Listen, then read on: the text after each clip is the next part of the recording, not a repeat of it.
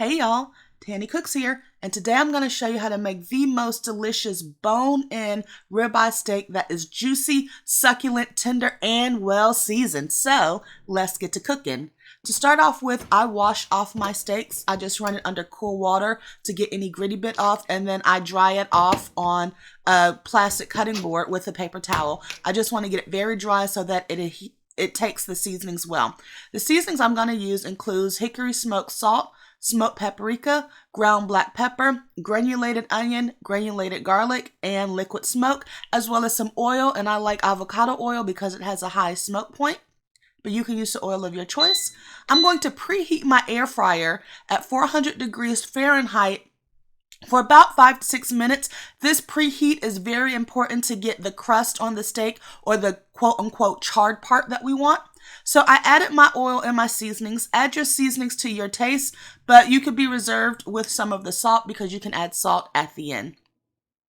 Now that my air fryer has preheated, I am going to put in my steak and look at how beautiful it looks. Please note that this steak has been out of the refrigerator a good 15-20 minutes before I seasoned it to get kind of to room temperature.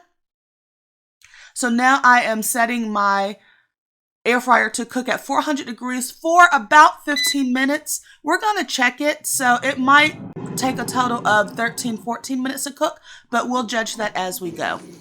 Now, it's been 8 minutes, so I'm going to open it up and take a look and see. Oh, 8 minutes, not bad. You can see it's sizzling. You can see the brown charred bits. I like that.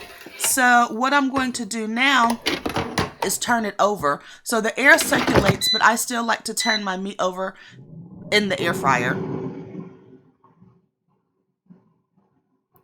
Now, at that time, you could have used your meat thermometer to test the internal temperature, but I just let mine continue to go for the remaining 7 minutes. And look at that, y'all. I was quite pleased because I like my steaks medium rare to medium, but if you like medium well, then you can let it go for an extra minute. Just be very careful. Now, when you take a steak out of the hot cooking medium, whether it's the air fryer or the grill or stovetop, you want to let it rest. So I'm letting it rest here for a couple of minutes. You could put a piece of foil on top. I put a piece of butter on top and let that melt. Look at how good that looks. So let's slice it up and see how it looks. Looks pretty good. I like warm pink. Absolutely delicious and juicy, and those seasonings make an amazing difference. Some people just like salt and pepper, and if that's you, I would encourage you to try hickory smoked salt. And I use coarse grain salt for my steaks. I rub it on both sides with the black pepper and the other seasonings, and look at that, y'all. Absolutely delicious and juicy. Now it looks like the juice is running out. It's not. This steak had time to rest to let juices redistribute, so the meat is very juicy and tender. Please let me know in the comments if you've ever air fried a steak, and if so, what is your favorite type? Now, remember, the amount of time it takes you to cook your steak is going to depend on the thickness of your steak. When air frying your very first steak, be sure to let it rest at room temperature before you cook it, and be sure to have a meat thermometer on hand so that you can test the temperature to get the best temperature you like for the type of steak. It's better to undercook it a little bit than overcook.